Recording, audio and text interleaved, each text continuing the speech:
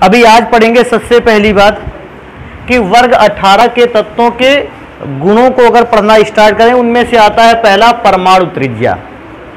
तो बेटा सबसे पहले स्टार्ट करेंगे कि वर्ग 18 के तत्वों की परमाणु त्रिज्या में कैसे बदलाव आता है। तो देखो मैंने लिख क्या रखा है, हमने लिखा है आप किसी भी आवर्त में जाओगे अगर, और उस आवर्त में आप देखोगे बहुत सारे तत्व होंगे, लेकिन उन सभी तत्वों में वर्ग संख्या 18 के तत्वों की परमाणु त्रिज्या सबसे कैसी मिलेगी आपको? अधिक। आप जब भी किसी आवर्त में जाते हो, दूसरे आवर्त, तीसरे आवर्त, चौथे आवर्त, पांचवें आवर्त, किसी भी आवर्त में जाते हो, लेकिन जब भी आप आवर्त में बाएं से दाएं चलते हो, सबसे लास्ट में आते हैं अक्रिय तत्व, और इन अक्रिय तत्वों की परमाणु की त्रिज्या सबसे कैसी होती है? अधिक। एक और बात याद रख लेना है कि अगर हम अक्रिय तत्वों में से बात करें, अक्रिय तत्वों का मतलब है जैसे हीलियम, नियॉन, आर्गन, क्रिप्टन, इन तत्वों की परमाणु त्रिज्या की बात आपस में करें तो देखो उसके लिए भी मैं एक लाइन लिखे देता हूं। क्या लिखे देता हूं कि अक्रिय तत्वों में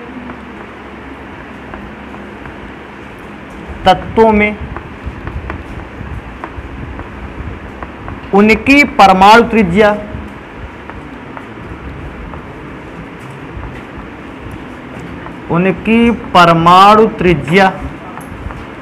का बढ़ता हुआ क्रम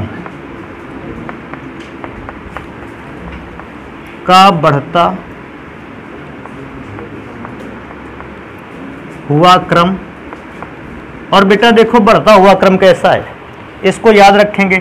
सबसे कम परमाणु की त्रिज्या होती है हीलियम की, इससे अधिक परमाणु त्रिज्या वाला एटम है नियॉन, इससे ज़्यादा अधिक परमाणु त्रिज्या वाला है हीलियम, नियॉन, आर्गन, इससे भी ज़्यादा परमाणु त्रिज्या होती है क्रिप्टन की, उससे भी ज़्यादा होती है जीनॉन की, और बेटा सबसे लास्ट में अगर देखा जाए सबसे अधिक परमाणु त्रिज्या होती है रेडॉन नामक एलिमेंट की। तो अगर आप केवल अक्रिय तत्वों के परमाणुओं की त्रिज्याओं को तुलना करते हो तो भैया helium, neon, argon, krypton, xenon, radon, इस क्रम में परमाणु की त्रिज्या बढ़ती रहती है। लेकिन अगर आप किसी आवर्त में चेक करने की बात सोचते हो कि आवर्त में परमाणु की त्रिज्या का परिवर्तन कैसे, तो भैया याद रखो आप जब भी कभी किसी आवर्त में परमाणुओं की त्रिज्या को देखोगे आप ये पाओगे कि अक्रिय तत्वों की त्रिज्या सबसे ज्यादा है। एक तो ये बात आपको हमेशा तैयार रखनी है।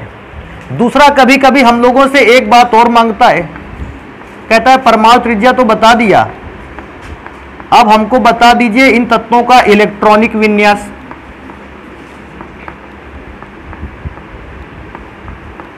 बेटा अगर आप ऐसे तत्वों का इलेक्ट्रॉनिक विन्यास करने जाते हो, देखो मैं कुछ का करके दिखा देता हूं, बाकी अपना समझना। जैसे मैं सबसे पहले हीलियम का करके दिखाता हूं, परमाणु क्रमांक होता है 2, और बेटा परमाणु क्रमांक 2 का इलेक्ट्रॉनिक विन्यास करेंगे तो आ जाएगा 1s2, और ऐसा भी लिख सकते हैं क्योंकि इसकी बाहरी कक्षा में 2 इलेक्ट्रॉन है, इसलिए आप इसका इलेक्ट्रॉनिक विन्यास केवल 2 भी लिख सकते थे। नेक्स्ट एलिमेंट पे आ जाते हैं। देखो अगला आता है नियॉन। बेटा अगर इसका इलेक्ट्रॉनिक विन्यास किया जाए तो आता है 1s2, 2s2, 2p6। अगर मैं कक्षाओं पर इलेक्ट्रॉन को भरने की बात करूं, पहली कक्षा में इलेक्ट्रॉनों की संख्या है 2 और दूसरी कक्षा में इलेक्ट्रॉनों की संख्या है 2 और 6 मिलकर 8। अब तीसरे तत्व का इलेक्ट्रॉनिक विन्यास अगर करेंगे, देखो ध्यान से, इसको बहुत ज्यादा लाइनें भी ना बर्बाद हो हम लोगों की और हम लोग सारी चीजों को समझ भी लें। अगर बेटा आर्गन की बात करेंगे, परमाणु क्रमांक होता है 18, नियॉन का परमाणु क्रमांक होता है 10। अब देखो क्या होगा, आपने नियॉन का इलेक्ट्रॉनिक विन्यास किया, लास्ट में मिला क्या आपको 2, लास्ट में आपको मिला 2s2, 2p6। अगर आप इसी प्रकार आर्गन का करोगे तो आप लास्ट में देखोगे इसमें मिल रहा है 3s2, 3p6। और इस बात को आप जल्दी ही जान पाओगे। क्या बात जान पाओगे कि अंतिम कक्षा में इलेक्ट्रॉनों की संख्या, अंतिम कक्षा में इलेक्ट्रॉनों की जो संख्या प्राप्त हो रही है वो इसमें भी बेटा 8 ही प्राप्त होगी। देखो 3s2 में 2 इलेक्ट्रॉन, 3p में 6 इलेक्ट्रॉन, टोटल लास्ट सेल में अगर इलेक्ट्रॉनों की संख्या देखी जाए कितनी मिलेगी आपको? 8। और भी याद रखो, कॉमा लगा देता हूं, अगर आप क्रिप्टॉन का इलेक्ट्रॉनिक विन्यास भी करते हो, परमाणु क्रमांक कितना होता है? 36। आप ये देखोगे कि लास्ट सेल में जब इलेक्ट्रॉनिक विन्यास गया है तो जाएगा 4s2 और बेटा इसके बाद आएगा 4p6। अच्छा 4s2 4p6 आएगा, इसकी लास्ट क्लास 4 होगी और इसमें भी अंतिम कक्षा में अगर आप इलेक्ट्रॉन को गिनने जाओगे, अंतिम कक्षा में इलेक्ट्रॉनों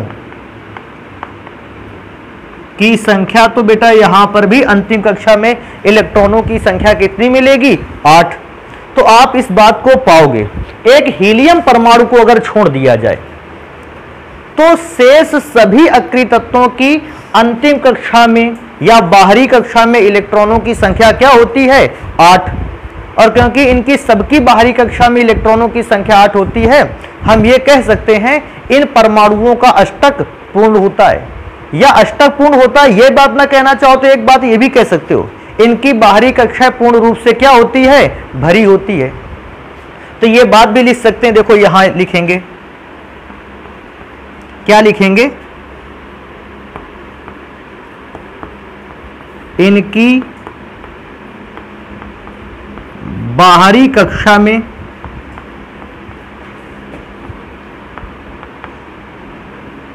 इलेक्ट्रॉनों की संख्या, इलेक्ट्रॉनों की संख्या 8 पाई जाती है।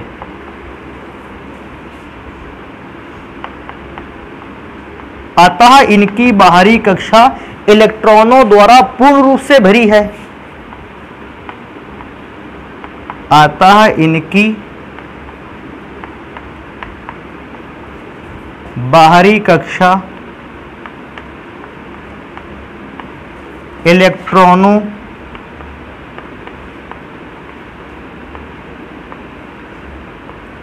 द्वारा पूर्ण रूप से भरी है।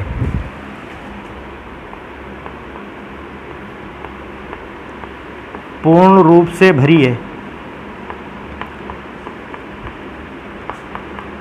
अच्छा, हर एक परमाणु ये चाहता भी है, ये केवल एक अक्रिय तत्वों का ही नहीं, हर एक परमाणु ये चाहता है कि उसकी बाहरी कक्षा पूर्ण रूप से भर जाए, अर्थात उसकी बाहरी कक्षा में इलेक्ट्रॉनों की संख्या कितनी हो जाए?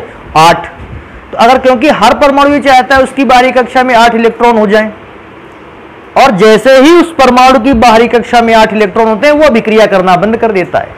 अब मैं क्या देखता हूं, इन तत्वों की तो नॉर्मली पहले से ही बाहरी कक्षा में इलेक्ट्रॉनों की संख्या 8 है, तो क्योंकि इनकी बाहरी कक्षा में इलेक्ट्रॉनों की संख्या 8 है अर्थात बाहरी कक्षा पूर्ण रूप से भरी है, और जिनकी बाहरी कक्षा पूर्ण रूप से भरी होती है वे ना तो इलेक्ट्रॉन को त्यागते हैं और ना ही इलेक्ट्रॉन को क्या करते हैं? ग्रहण करते हैं। और जब कोई तत्व ना तो इलेक्ट्रॉन को त्यागता है और ना ही इलेक्ट्रॉन को ग्रहण करता है, वह रासायनिक अभिक्रिया में भी भाग नहीं लेता है। देखो मैं क्या कहता हूं, मैं एक बार दोबारा से इस बात को, सारी बातों को समझा देता हूं। कुछ हल्के तत्व को छोड़कर, अब हल्के तत्व में से कौन आता है? पहला हल्का तत्व है हाइड्रोजन, दूसरा हीलियम, तीसरा लिथियम। अगर इन कुछ हल्के तत्वों को छोड़ दिया जाए, हर एक परमाणु यह चाहता है कि उसकी बाहरी कक्षा में इलेक्ट्रॉनों की संख्या 8 हो जाए, और वो इसलिए अपनी बाहरी कक्षा में इलेक्ट्रॉनों की संख्या को 8 बनाने के लिए वो कई काम करता है। कौन कौन से काम करता है? कभी वो इलेक्ट्रॉन का त्याग कर देता है, कभी इलेक्ट्रॉनों को ग्रहण करता है, और तो कभी कभी तो दूसरे परमाणुओं के साथ इलेक्ट्रॉनों का क्या करता है? साझा कर देता है। और जैसे ही उसकी बाहरी कक्षा में इलेक्ट्रॉनों की संख्या 8 होती है, इसके बाद वह अभिक्रिया करना क्या कर देता है? बंद कर देता है। इसका मतलब जैसे ही किसी परमाणु की बाहरी कक्षा में 8 इलेक्ट्रॉन हो जाएंगे, उसकी कक्षा बाहरी पूर्ण रूप से भर जाएगी, और जैसे ही उसकी बाहरी कक्षा पूर्ण रूप से भरेगी, अब वो ना तो इलेक्ट्रॉन को त्यागेगा, ना तो इलेक्ट्रॉन को ग्रहण करेगा, और ना ही किसी इलेक्ट्रॉन को साझे में लगाएगा। तो जब परमाणु इलेक्ट्रॉन को ना त्याग रहा है, ना ग्रहण कर रहा है, ना साझा कर रहा है, इसका मतलब अब परमाणु किसी भी प्रकार की अभिक्रिया को संपन्न नहीं करा सकता। मैंने देखा क्या कि वर्ग 18 के तत्वों की बाहरी कक्षा में पहले से ही 8 इलेक्ट्रॉन अवेलेबल हैं। हाँ, इसको छोड़कर हीलियम को देखो, मैंने पहले ही बताया कि हल्के तत्वों पर का परमाणु है। मैंने देखा सारे परमाणुओं की बाहरी कक्षा में तो पहले से इलेक्ट्रॉनों की संख्या 8 है। इसका मतलब इसकी कक्षा तो बाहरी कक्षा पूर्ण रूप से क्या है, भरी है। और जिसकी कक्षा पूर्ण रूप से भरी होती है, ना तो वो इलेक्ट्रॉन को ग्रहण करता है और ना ही वो इलेक्ट्रॉनों को क्या करता है, त्याग करता है। देखो मैं एक एग्जांपल आपको बता दूं, शायद आप उससे समझ जाओ। एक कार में नॉर्मली 4 पहिए होते हैं, सभी जानते हैं। और जब 4 पहिए उस कार में बराबर लगे हुए हैं, अच्छे हैं, सारे फिट हैं पहिए, तो उसकी बाहरी कक्षा पूर्ण रूप से क्या है, भरी है। अब अच्छा बताओ, कार अपने आप को अच्छा करने के लिए क्या कोई पहिया त्याग सकती है? वो भैया त्यागेगी भी नहीं, कहीं 3 पहिए में तो काम भी नहीं बनेगा। और 5वां पहिया लगाकर भी क्या करोगे? वैसे ही हर परमाणु अपनी बाहरी कक्षा में कितने इलेक्ट्रॉन चाहता है, 8। और जिनके पहले से 8 है वो ना इलेक्ट्रॉन को त्यागना चाहते हैं और ना ही क्या करना चाहते हैं, ग्रहण। और जब कोई परमाणु इलेक्ट्रॉन को ना त्यागेगा ना ग्रहण करेगा तो वो अभिक्रिया भी नहीं करेगा। तभी मैंने इस बात को बताया, क्योंकि इनकी बाहरी कक्षा में इलेक्ट्रॉनों की संख्या तो पहले से 8 पाई जाती है। अतः इनकी बाहरी कक्षा में इलेक्ट्रॉन पूर्ण रूप से क्या होते हैं, भरे होते हैं, या इनकी बाहरी कक्षा इलेक्ट्रॉनों द्वारा पूर्ण रूप से भरी होती है। अब क्योंकि इनकी बाहरी कक्षा इलेक्ट्रॉनों द्वारा पूर्ण रूप से भरी है, ना तो ये इलेक्ट्रॉन को त्यागेंगे और ना ही ये इलेक्ट्रॉन को क्या करेंगे, ग्रहण करेंगे। तो मैं ये भी बात लिखूंगा इसी में। अतः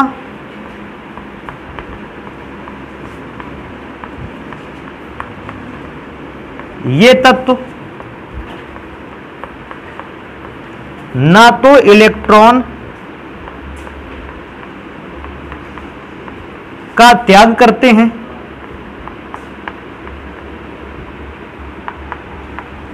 और ना ही इलेक्ट्रॉन को ग्रहण करने की प्रवृत्ति रखते हैं। ग्रहण करने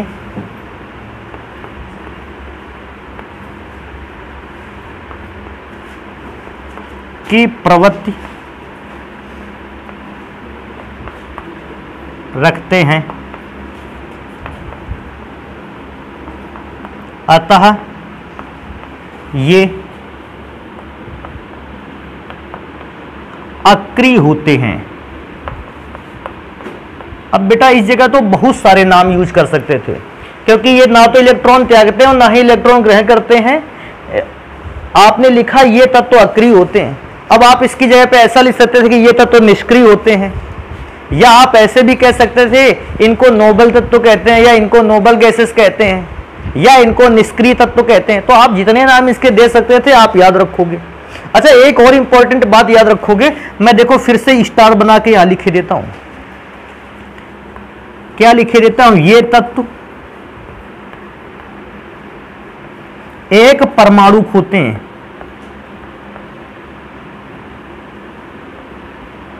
एक परमाणु होते हैं। अब बेटा देखो इस बात का अर्थ क्या है कि कोई भी तत्व एक परमाणु है। देखो मैं कुछ बातें पुरानी वाली बताता हूं। देखो यहां आपसे जब भी कभी ऑक्सीजन गैस का सूत्र पूछा गया, आप पता है आपने ऑक्सीजन गैस का सूत्र क्या बताया? O2। अर्थात ऑक्सीजन के 2 परमाणु एक अणु में पाए जाते हैं, या ऐसा कह सकते हैं ऑक्सीजन के एक अणु में परमाणुओं की संख्या कितनी होती है? 2। और क्योंकि ऑक्सीजन के एक अणु में परमाणुओं की संख्या 2 होती है, हम कहेंगे ये द्विपरमाणु अणु है। अभी एक और बात लिखेंगे। देखो नाइट्रोजन गैस का फॉर्मूला क्या देखा है? N2। क्योंकि नाइट्रोजन गैस के एक अणु में परमाणुओं की संख्या 2 होती है, आप कहोगे ये द्विपरमाणु है। अभी और चलते हैं। क्या किसी व्यक्ति को सल्फर का फॉर्मूला मालूम था? S8। अगर हमसे पूछेगा सल्फर का क्या, कहेंगे भैया ये अष्ट परमाणु है, क्योंकि 8 परमाणुओं से मिलकर इसका एक अणु बनता है। चलो इतनी बात तो यहां समझ गए। अब इसको मिटा लेते हैं। कहता है अक्रिय गैस जो होती हैं, ये तत्व जो है ये सारे के सारे एक परमाणु होते हैं। एक परमाणु का मतलब इसमें से अणु को बनाने के लिए 2 परमाणु आपस में कभी जुड़ते नहीं है। जानते हो दो परमाणु आपस में क्यों नहीं जुड़ते, या हीलियम के फॉर्मूले को He2 क्यों नहीं लिखा जाता? अरे यार ये ध्यान रखो, ऑक्सीजन को O2 जानते हो आपने क्यों लिखा? क्योंकि जब ऑक्सीजन के दो परमाणु अलग अलग थे, इनका भी अष्टक कंप्लीट नहीं था और बेटा इनका भी अष्टक कंप्लीट नहीं था, और क्योंकि दोनों का अष्टक कंप्लीट नहीं था, इन दोनों ने अपने अपने अष्टक को कंप्लीट करने के लिए एक दूसरे के साथ इलेक्ट्रॉनों का क्या किया, साझा किया, या इन दोनों ने ही एक दूसरे के साथ अभिक्रिया की और तब जाकर O2 का निर्माण किया। और आप तो जानते हो कि हीलियम जो तत्व है, नियॉन जो तत्व है, आर्गन, क्रिप्टन, जिनॉन, ये सारे तत्व किसी भी प्रकार की अभिक्रिया नहीं कर सकते। अगर किसी भी प्रकार की अभिक्रिया नहीं कर सकते तो हीलियम के दो परमाणु आपस में जुड़ भी तो नहीं सकते। भाई कोई भी परमाणु किसी दूसरे परमाणु के साथ तो तभी जुड़ सकता है जब दोनों परमाणु आपस में क्या करने लगे, अभिक्रिया। और हमें तो यह पता है कि अक्रिय तत्व अभिक्रिया ही नहीं करते, और जब अक्रिय तत्व अभिक्रिया नहीं करते तो ये किसी के साथ जुड़ नहीं सकते, और जब किसी के साथ जुड़ नहीं सकते तो जानते हो आप इसको कैसे लिखा जा सकता है, He। अगर किसी भी व्यक्ति ने हीलियम को He2 लिख दिया है, भैया गलत लिख दिया है, उसको तुरंत बताओ कि हीलियम में अगर आपने He2 लिखा है तो उसको बताओ कि हीलियम तो अभिक्रिया नहीं करता, तो आपने हीलियम के दो परमाणुओं की अभिक्रिया करते हुए क्यों जोड़ दिया आपने उसको? क्योंकि हीलियम अभिक्रिया नहीं करता, हीलियम अकेला लिखा जाएगा, इसलिए हम कहेंगे कि हीलियम एक परमाणुक गैस है।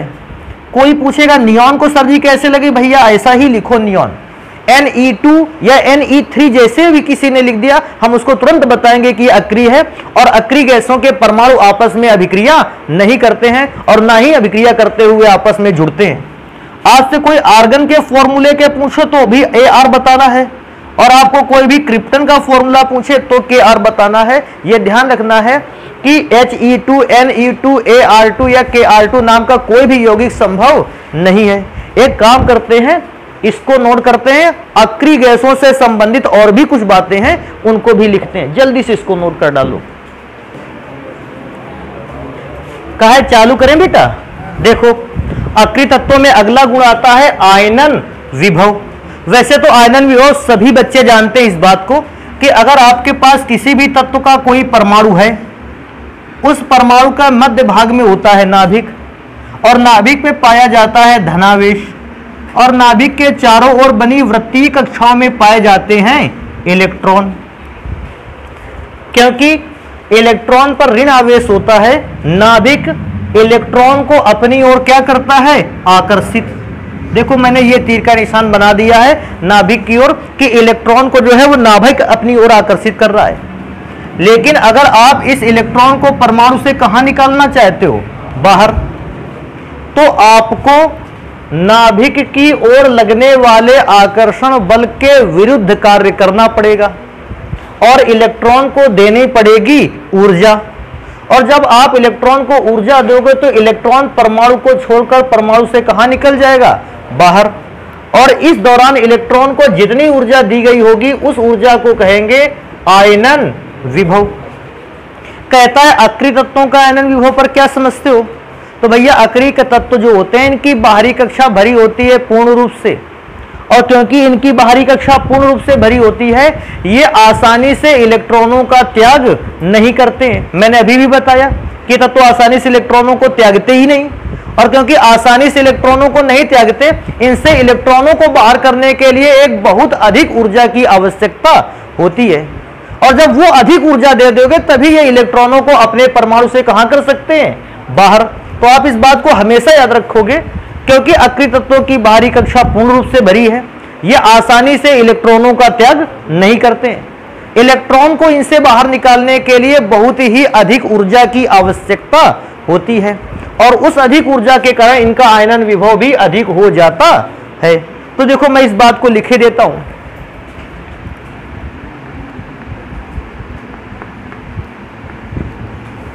अक्रिय तत्वों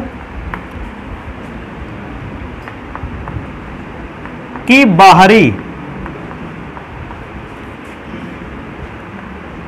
कक्षा पूर्ण रूप से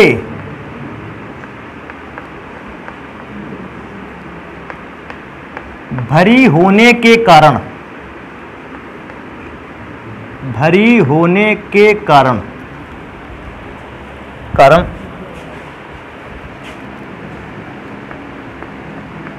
ये तत्व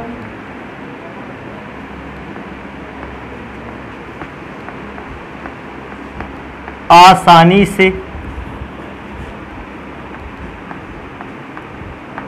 इलेक्ट्रॉन का त्याग नहीं करते हैं, त्याग नहीं करते हैं। देखो इस जगह पर कोई ऐसा मत समझ लेना कि सर जी ने बता दिया है कि इलेक्ट्रॉन का त्याग ही नहीं करते हैं। इलेक्ट्रॉन का त्याग करेंगे, लेकिन बाहरी कक्षा पूरी तरह से भरी होने के कारण आसानी से इलेक्ट्रॉन का त्याग नहीं करते हैं। अतः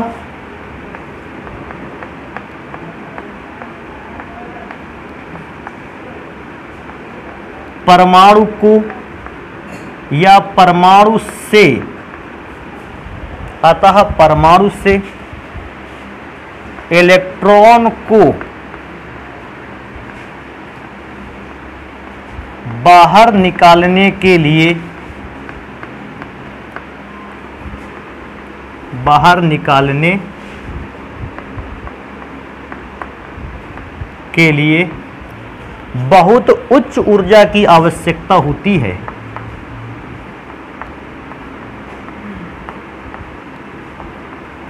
बहुत उच्च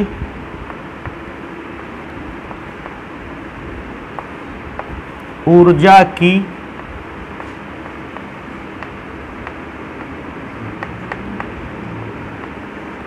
आवश्यकता होती है।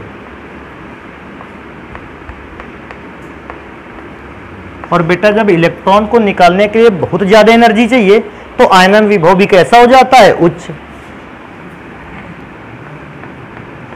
अतः इनका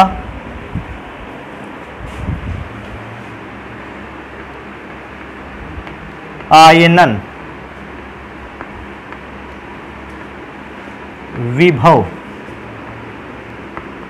भी उच्च होता है।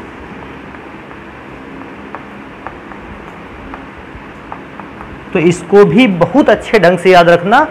ऐसा बेटा क्वेश्चन भी आता है अपने यहाँ। ये जो भी नंबर जितने भी आपको ये लिखाए जा रहे हैं, ये सारे के सारे नंबर अपने आप में एक क्वेश्चन है। ऐसा क्वेश्चन कुछ आता है इस जगह से बन के कहता है अक्रिय तत्वों के आयनन विभव अपेक्षाकृत उच्च होते हैं। क्यों? तो आपको बताना होता है क्योंकि इनकी बाहरी कक्षा पूर्ण रूप से भरी होती है। इसके कारण ये आसानी से इलेक्ट्रॉनों का त्याग नहीं करते हैं, और क्योंकि आसानी से त्याग नहीं करते हैं अतः इन परमाणु से इलेक्ट्रॉन को निकालने के लिए आपको बहुत अधिक ऊर्जा देनी पड़ती है, और इस अधिक ऊर्जा के कारण ही इनका आयनन विभव जो होता है वो कैसा हो जाता है? उच्च। अच्छा, इसके बाद एक और लाइन याद रखोगे, इसको भी बहुत ढंग से याद रखना।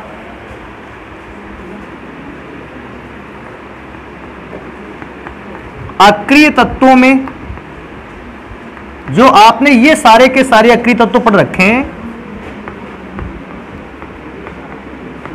आयनन विभव का जो क्रम है उसको भी बेटा ध्यान दे लेना। वैसे तो मैं जान गया कि नॉर्मली अगर अक्रिय तत्वों का आयनन विभव देखा जाए उच्च होता है, लेकिन इन सभी अक्रिय तत्वों में से आयनन विभव की बात की जाए तो सबसे ज्यादा आयनन विभव होता है हीलियम का। मतलब हीलियम से इलेक्ट्रॉन को निकालने में सबसे ज्यादा एनर्जी लगती है, और उससे कम होता है नियॉन का, उससे कम होता है आर्गन का, उससे कम होता है क्रिप्टन का, बेटा उससे भी कम होता है जीनॉन का। अब बात आएगी रेडॉन की, तो बेटा रेडॉन को छोड़ देंगे। जानते हो रेडॉन को क्यों छोड़ दिया है? क्योंकि रेडॉन एक रेडियो एक्टिव एलिमेंट है, वो खुद अपने अंदर से अल्फा बीटा और गामा विकिरण को उत्सर्जित करता रहता है, तो उसके लिए आयनन विभव की तो गणना ही छोड़ देंगे। ध्यान रखेंगे इस बात को, अगर अक्रिय तत्वों में आयनन विभव की बात आ जाए कि सर जी अक्रिय तत्वों का आयनन विभव उच्च तो होता है, लेकिन अक्रिय तत्वों के अंदर आप अलग अलग तत्वों का आयनन विभव देखते हैं तो उसमें से कैसा परिवर्तन होता है? हीलियम का आयनन विभव सबसे ज्यादा, उससे कम नियॉन, उससे कम आर्गन, उससे भी कम क्रिप्टन, और उससे भी कम किसका होता है? जीनॉन का। ध्यान रखने वाली बात और है, अगर इसको याद करना चाहो क्योंकि हीलियम का परमाणु का आकार होता है सबसे छोटा, और जिस परमाणु का आकार होगा सबसे छोटा उसके नाभिक और इलेक्ट्रॉन के बीच की दूरी होगी सबसे कम, तो नाभिक की ओर लगने वाला आकर्षण बल होगा सबसे ज्यादा, और जब नाभिक ज्यादा आकर्षण करेगा तो आपको बाहर निकालने के लिए इलेक्ट्रॉन को बहुत ही ज्यादा एनर्जी देनी पड़ेगी। अच्छा, अब आ जाते हैं अगर इसी क्रम में ज़ीनॉन का सबसे कम क्यों है, जानते हो? ज़ीनॉन के परमाणु का आकार होता है बड़ा, नाभिक और इलेक्ट्रॉन के बीच की दूरी होती है अधिक। अच्छा, अगर नाभिक और इलेक्ट्रॉन के बीच की दूरी अधिक होगा तो इलेक्ट्रॉन को नाभिक खींचेगा कम आकर्षण बल से, और जब नाभिक कम आकर्षण लगा रहा है तो आप इलेक्ट्रॉन को परमाणु से आसानी से बाहर कर सकते हैं। तो इस प्रकार से आप अक्रिय तत्वों के आयनन विभव का क्रम पा जाओगे। अच्छा, एक बात और करेंगे यहां पर, और ये वाला क्वेश्चन भी बहुत पूछा जाता है, इसलिए मैंने भैया नेक्स्ट नंबर पे इसको लिखाने का फैसला कर लिया है। अक्रिय तत्वों की इलेक्ट्रॉन लब्धि एंथैल्पी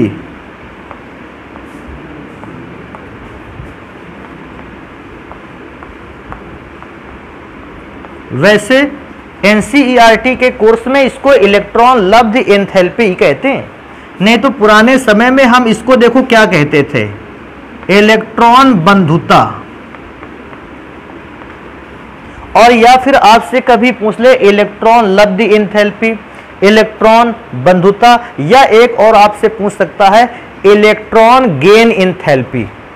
अगर आपसे इलेक्ट्रॉन गेन एंथैल्पी भी कहता है तो उसका मतलब भी यही है, इलेक्ट्रॉन लब्धि एंथैल्पी या इलेक्ट्रॉन बंधुता।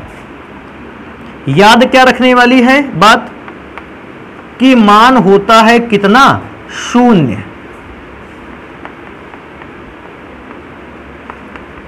अब इस जगह बहुत सारे बच्चे जो होंगे वो घबरा जाएंगे, कहेंगे सर जी इलेक्ट्रॉन बंधुता का मान 0 है, ऐसा क्यों आपने लिख दिया? तो भैया इसका मान ऐसा भी याद रखो। अच्छा देखो, ऐसे बात बताते हैं, ये बात कम से कम अपने आज की क्लास में कम से कम 8वीं या 10वीं बार पढ़ रहे होंगे। कौन सी बात? कि अक्रिय तत्वों की बाहरी कक्षा कैसी भरी होती है, पूर्ण रूप से। अगर कोई कक्षा पूर्ण रूप से भरी है, या मैं मान लेता हूं ये मेरे पास बॉक्स है और ये पूर्ण रूप से भरा है, तो क्या कोई अतिरिक्त परमाणु इसके अंदर पहुंचाया जा सकता है? अतिरिक्त परमाणु तो इसके अंदर तभी पहुंचाया जा सकता है जब ये पूर्ण रूप से भरा नहीं है। अगर ये पहले से पूर्ण रूप से भरा है तो इसके अंदर आप किसी भी अतिरिक्त वस्तु को अंदर नहीं पहुंचा सकते। और क्यों नहीं पहुंचा सकते? क्योंकि ये तो भैया पूर्ण रूप से भरा है। सेम परमाणु का भी कंडीशन वैसा ही है। अगर परमाणु पूरी तरीके से भरा हुआ है तो अब आप कोई भी अतिरिक्त इलेक्ट्रॉन परमाणु के अंदर नहीं पहुंचा सकते। अच्छा बताओ, अगर परमाणु के अंदर इलेक्ट्रॉन को पहुंचा ही नहीं सकते तो इलेक्ट्रॉन को परमाणु के अंदर पहुंचाने में कितनी ऊर्जा लगेगी? 0।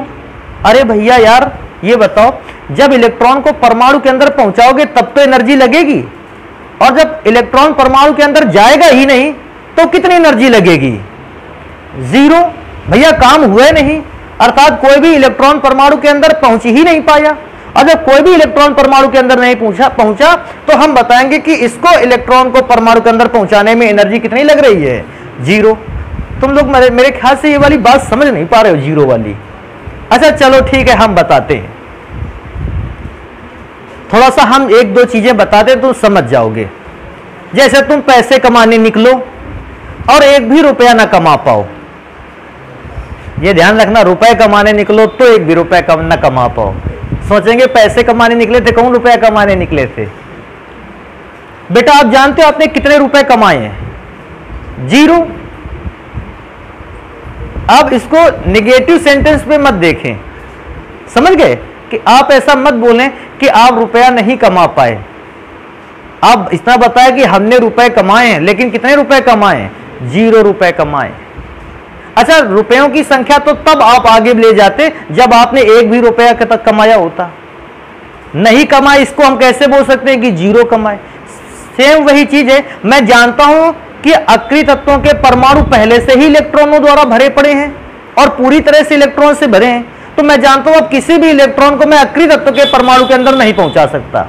अगर मैं किसी भी इलेक्ट्रॉन को अक्रिय तत्व के परमाणु के अंदर नहीं पहुंचा सकता तो मैं कहूंगा कि अक्रिय तत्वों के लिए, अक्रिय तत्वों के अंदर इलेक्ट्रॉन को पहुंचाने के लिए कितनी एनर्जी लगेगी? 0। तो इस बात को विशेष ध्यान रखना, ऑब्जेक्टिव क्वेश्चन आया करता है तो यह काम कर जाता है उस समय। एक और बात देखो यहां लिखेंगे, यह भी इंपॉर्टेंट है, इसको भी तैयार रखना।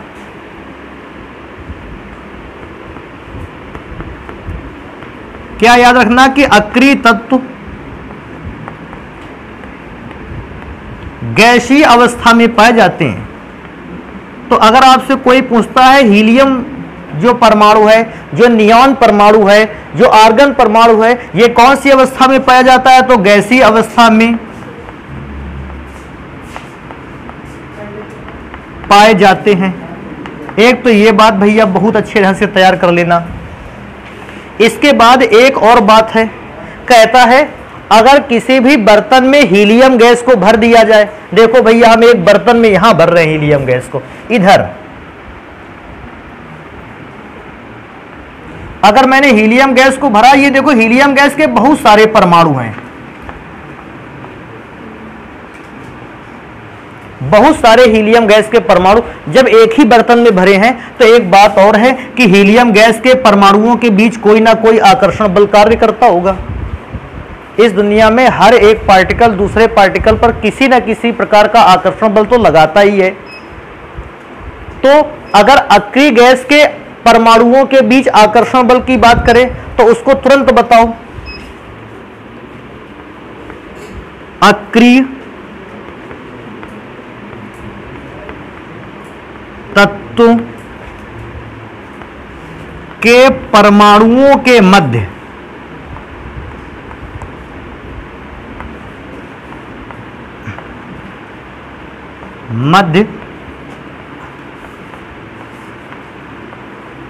वांडर वाल बल कार्य करता है।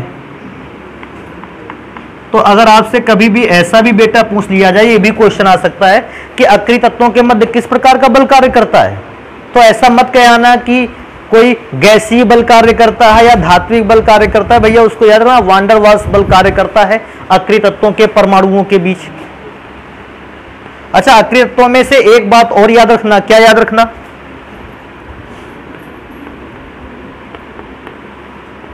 अक्रिय तत्वों के मध्य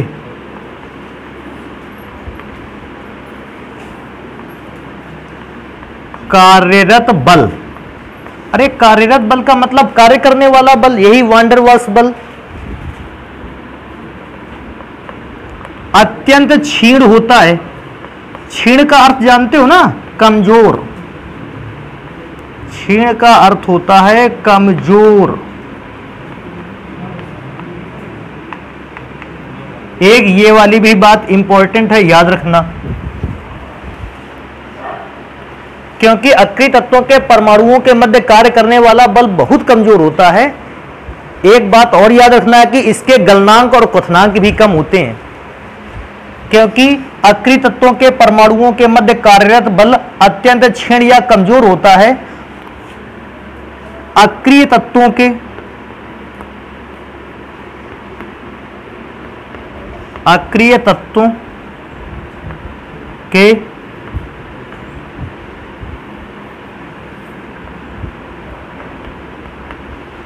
गलनांक व क्वथनांक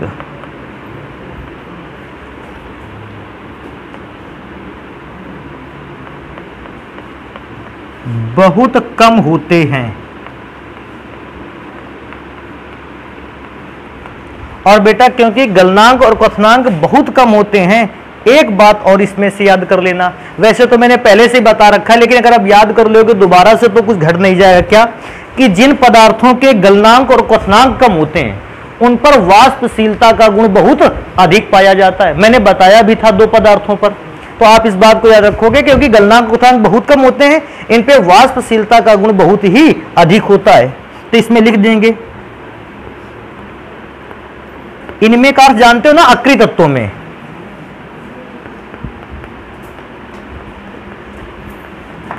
इनमें वाष्पशीलता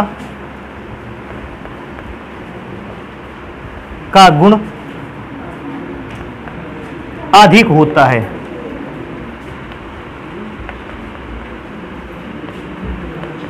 तो इस बात को याद रखोगे कि अक्रिय तत्वों में से, क्योंकि गलनांक और थनांक बहुत उच्च है, इनमें जो वाष्पशीलता का गुण है अर्थात वेपर में चेंज होने का गुण है, ये अपने आप में बहुत ज्यादा है। तो बेटा मैं क्या बोल रहा हूं कि जितने भी नंबर आपने इसको लिखे हैं, इन सारे नंबर्स को आप एक क्वेश्चन मान करके चलना, और जब आप इनको क्वेश्चन मान के चलोगे तभी इनको सॉल्व कर पाओगे। तो इनको जल्दी से नोट कर लेते हैं और फिर बाकी कुछ घटनाएं रह जाती हैं उनको भी पढ़ते हैं। पढ़ के सुनाए बेटा, देखो देखो पढ़ के क्या क्या चीजें सुनाते हैं। सबसे पहले लिखा है हीलियम के उपयोग।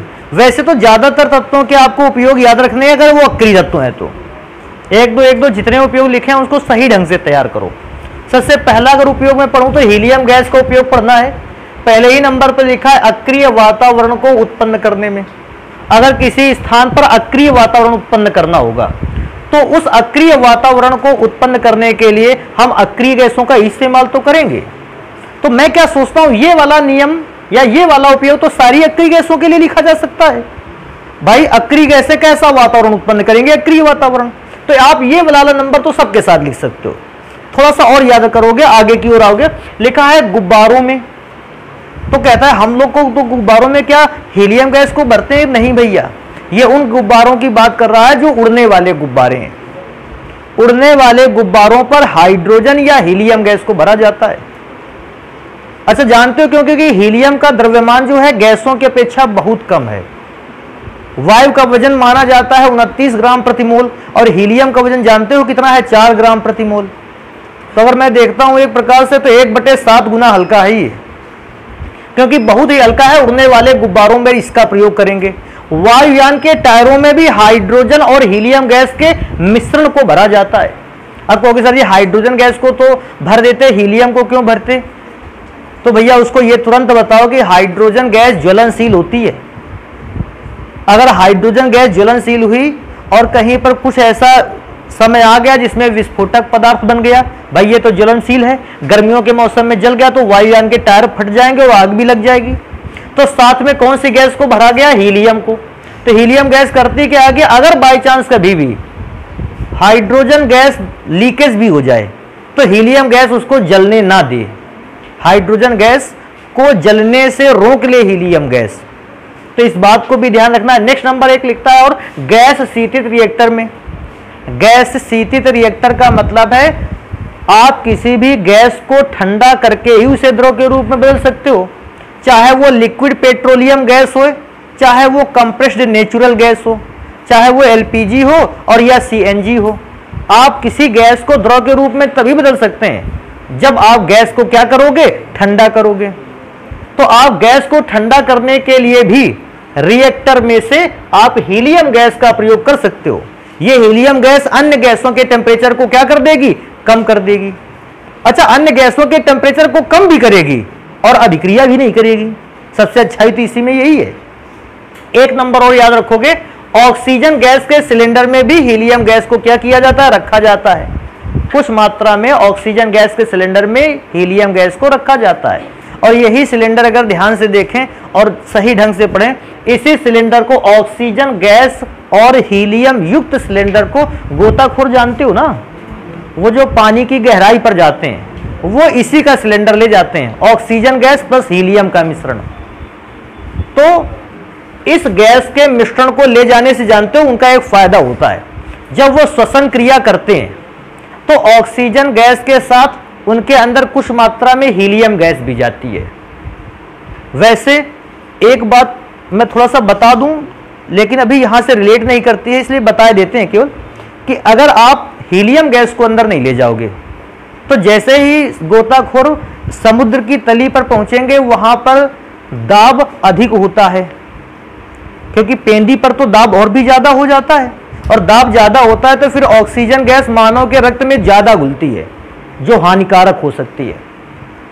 तो नीचे सतह पर पानी का दबाव ज्यादा होने की दशा में भी ऑक्सीजन गैस मनुष्य के रक्त में ज्यादा ना घुले तो उस ऑक्सीजन गैस को रक्त में ज्यादा नहीं घुलने देती है। कौन सी गैस? हीलियम। इसलिए ऑक्सीजन के सिलेंडर में हीलियम को भी भेजते हैं। अच्छा, इस संबंध में हम लोगों ने बात की थी विलयन वाले चैप्टर पर कि गोताखोर सिलेंडर ले जाते हैं तो उसमें हीलियम गैस को भर के क्यों ले जाते हैं, इसलिए ज्यादा बात उस पर नहीं करेंगे। नियॉन के उपयोग पढ़ लेते हैं।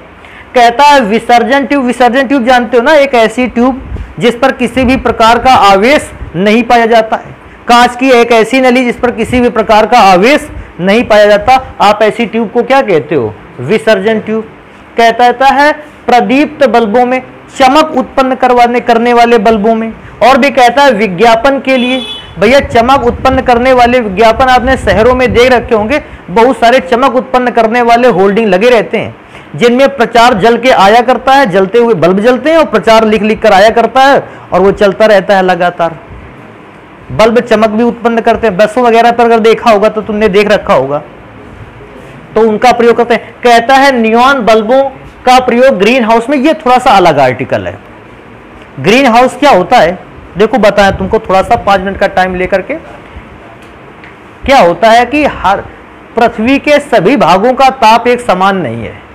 भैया इंडिया में अलग टेम्परेचर पाया जा रहा है, कहीं दूसरी जगहों पर अलग टेम्परेचर पाया जा रहा है। तो जिन क्षेत्रों में गर्मी का मौसम नहीं आता है उन क्षेत्रों में गर्मी के मौसम की फसल भी नहीं होती है। तो ग्रीन हाउस ऐसे घर होते हैं जिनमें आप सर्दियों के मौसम में भी गर्मियों के मौसम में उत्पन्न होने वाली फसलों को उगा सकते हैं, उनको तैयार कर सकते हैं। और उस ग्रीन हाउस के अंदर, ग्रीन हाउस एक प्रकार का घर है, कांच से बना या पॉलीथीन से बना, और उस घर के अंदर गर्मी उत्पन्न करने के लिए हमें गैसों की आवश्यकता पड़ती है। तो भैया याद रखेंगे, घर के अंदर, उस ग्रीन हाउस के अंदर गर्मी उत्पन्न करने के लिए, हीट जनरेट करने के लिए नियॉन गैस का प्रयोग करते हैं। तो जानते हो ग्रीन हाउस के द्वारा क्या होते हैं? सर्दियों के मौसम में भी या ठंडे क्षेत्रों में भी गर्मी के मौसम वाली या गर्म स्थानों वाली फसलों को क्या किया जाता है? तैयार किया जाता है। तो इसको थोड़ा सा याद रखेंगे। अगला नंबर कहता है आर्गन। अरे धातु कर्म में अक्रिय वातावरण को उत्पन्न करने में, तो जब धातु कर्म होता है धातु को शुद्ध किया जाता है। तो धातु को शुद्ध करते समय हम धातु के टेम्परेचर को बहुत बढ़ा देते हैं, और आप जानते हैं जब भी धातु के टेम्परेचर को बढ़ाते हैं उस पर जंग लगने का खतरा बढ़ जाता है, क्योंकि अधिक ताप पर धातु तीव्रता से अभिक्रिया करती है और वो जल्दी से ही रस्ट लग जाएगा या जल्दी से उसका कोरोजन हो जाएगा, संक्षारण हो जाएगा। तो उस समय संक्षारण से बचाव करने के लिए हम लोग अक्रिय वातावरण को उत्पन्न करते हैं, और अक्रिय वातावरण उत्पन्न होता है आर्गन के थ्रू। अगला कहता है आर्क वेल्डिंग करने में। आर्क वेल्डिंग का मतलब बिजली वाली वेल्डिंग देखी है ना तुम लोगों ने, एक तो गैस वेल्डिंग होती है और एक इलेक्ट्रिसिटी से वेल्डिंग होती है। तो तुमने देखा होगा आर्क वेल्डिंग जब भी करते हैं, एक रॉड होती है लंबी सी, इस टाइप की लंबी रॉड होती है, जैसे ही रॉड को वेल्डिंग करने के लोहे पर टकराते हैं यहां एक धुआं उत्पन्न हो जाता है। जानते हो वो कौन सी गैस का धुआं है? आर्गन का। क्योंकि अगर इस एरिया पर आर्गन का धुआं उत्पन्न हो जाएगा तो इस एरिया पर ऑक्सीजन गैस नहीं आ पाएगी, और अगर ऑक्सीजन गैस नहीं आ पाएगी तो वो गर्म लोहे से अभिक्रिया नहीं करेगी, और गर्म लोहे से अभिक्रिया नहीं करेगी तो लोहा खराब भी नहीं होगा। जब तक यहां से आर्गन गैस का धुआं हटेगा तब तक लोहा ठंडा हो चुका होगा और उस पर अब जंग भी नहीं लगेगा। तो आर्गन आर्क में इस्तेमाल करते हैं। वायु सुग्राही पदार्थों को सुरक्षित करने में, अगर कोई ऐसा पदार्थ है जो वायु के संपर्क में आकर खराब हो सकता है तो हम उस पदार्थ को भी सुरक्षित कर सकते हैं आर्गन गैस के प्रयोग से। उसको आर्गन गैस के भरे डिब्बे में रख दो या आर्गन गैस के वातावरण में रख दो, तो भैया वो पदार्थ अगर वायु द्वारा खराब हो सकता है तो अब नहीं खराब होगा, क्योंकि आर्गन गैस वायु को अंदर ही नहीं आने देगी, अपना ही वायुमंडल बना लेगी चारों ओर। कहता है क्रिप्टन और जीनॉन के उपयोग। भैया विशेष अवसर पर बनाए गए बल्बों के निर्माण में अत्यधिक चमक उत्पन्न करने वाले बल्ब बनाने में, ये तो मैंने लिख दिया है, बाकी आप क्या समझोगे। अत्यधिक चमक उत्पन्न करने वाले बल्बों में दिवाली वाले टाइम में नए नए प्रकार के अच्छे अच्छे बल्ब आते हैं जो ज्यादा से ज्यादा चमक उत्पन्न करते हैं, और ऐसे बल्बों को बनाने के लिए हम बल्बों में क्रिप्टन और जीनॉन गैस का इस्तेमाल करते हैं। और लास्ट वाला उपयोग तो भैया पढ़ लेना अपने मन से, और ये वाला उपयोग तो कभी मत भूलना। ऊपर वाले उपयोग में एक दो ऊपर नीचे हो जाएगा, चल जाएगा, लास्ट वाले का उपयोग कभी भी छोड़ के मत आना। तो एक काम करते हैं, इसको नोट कर लो। केवल कुछ बातें ही रह गई हैं इस चैप्टर में, तो वो मेरे ख्याल से कल समाप्त हो जाएंगी और फिर इसके बाद नया चैप्टर पढ़ेंगे।